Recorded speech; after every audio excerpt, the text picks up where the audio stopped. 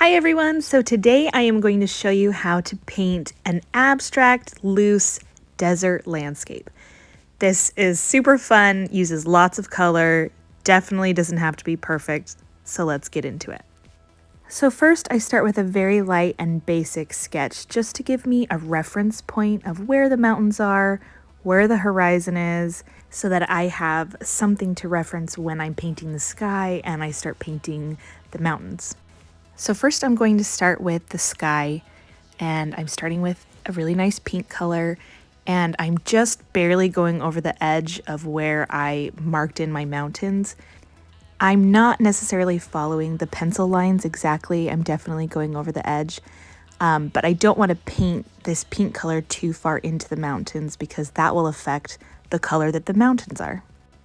Now I'm from the desert area of Arizona, and we have some gorgeous sunsets here. So lots of pinks, yellows, oranges is what I'm trying to capture behind these mountains. So I'm keeping the wash really light on purpose because I want color in the sky and I want movement and texture that I'll add later, but I really want the desert landscape part to be the focus.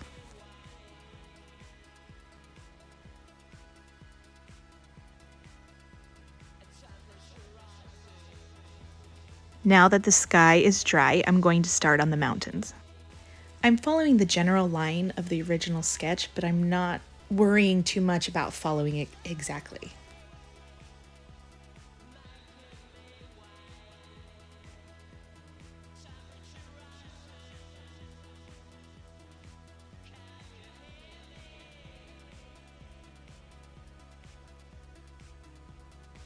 I don't want all of the colors in my mountain to be the same saturation. So some areas will be lighter wash, and then some areas I'll pick up more pigment because I want the contrast of some parts darker. I'm doing all of this while it's still wet because, as you'll see here, I'm going to drop in some color, and I really don't want harsh lines. So when I drop in these areas of color, I want them to blend and bleed up into the mountain. I'm obviously a huge fan of color, but I feel like if you've ever been in the desert or seen a picture of the desert, it's more than just brown. There are lots of different colors, and that's also the beauty of abstract, is you can add any colors you want.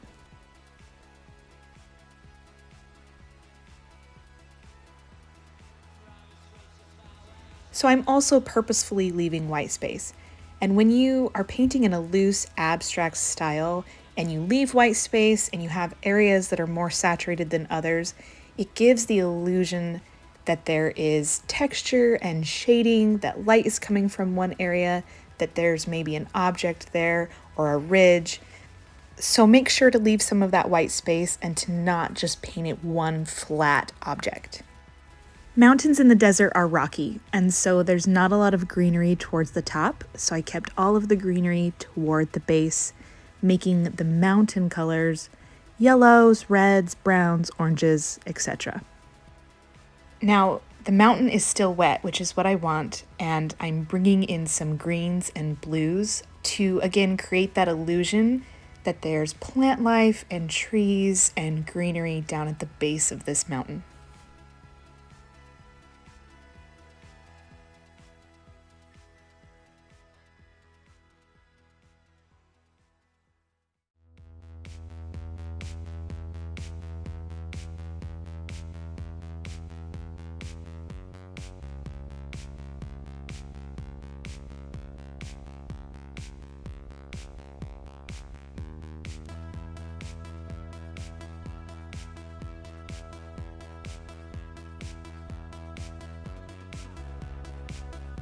Now that I have the mountains finished, but they're still wet, I'm taking a wet brush and just dragging it across the edge of that horizon line so that the colors start to blend down into the landscape. The key is to continue working with it while it's still wet. So I'm just dropping in paint into those wet edges, and along this landscape area below the horizon, I'm also going to want to mix up my colors and keep a lot of white space.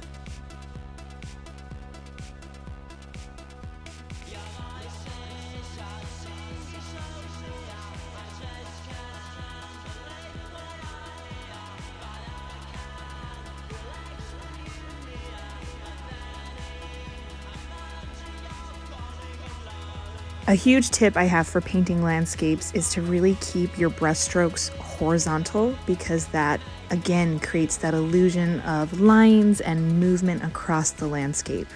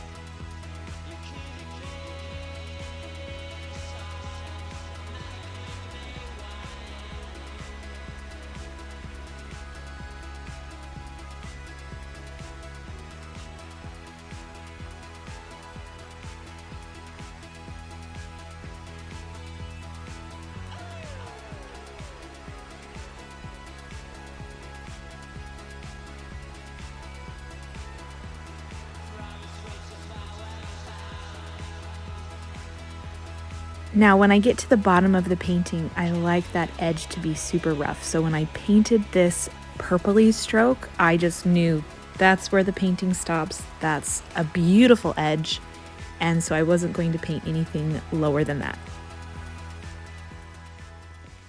Now, even though we want the blended look, we don't want the whole thing to be one blended splotchy blob. So as the painting begins to dry, we can go in and add some details that have a harder line.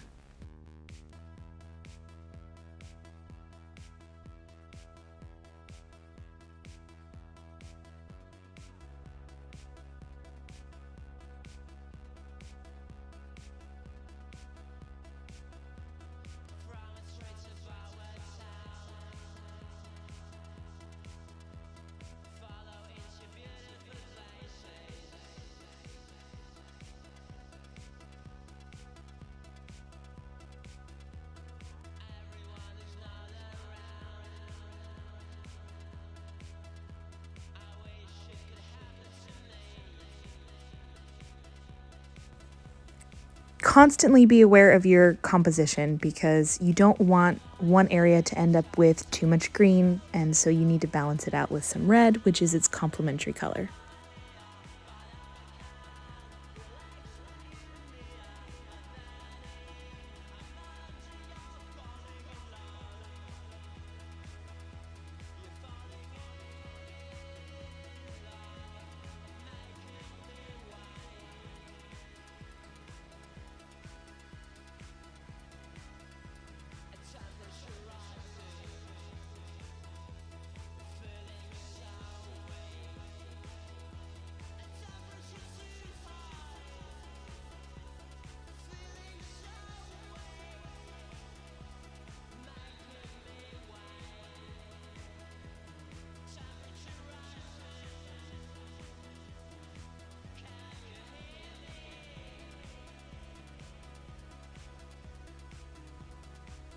So while the landscape part dries a little bit, I'm moving up into the sky. Now, I love the colors of the sky, but I want it to have more texture and movement. But I don't want it to have hard lines. So after I paint this, I'm going to soften the lines with a wet brush and paper towel.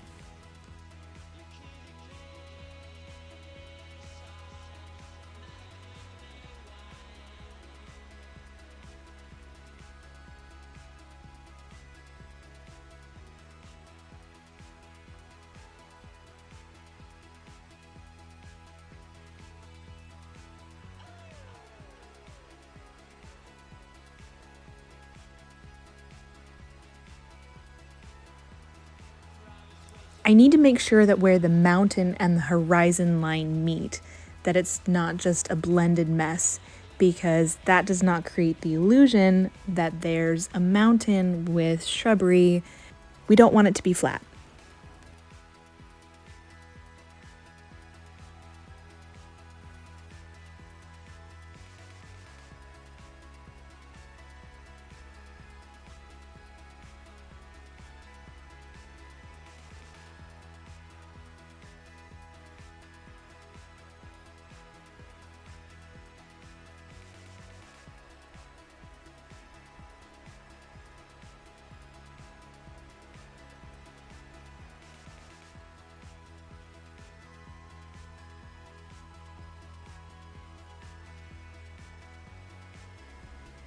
And so for the rest of the piece, I'm just going to continue to add details all around the landscape.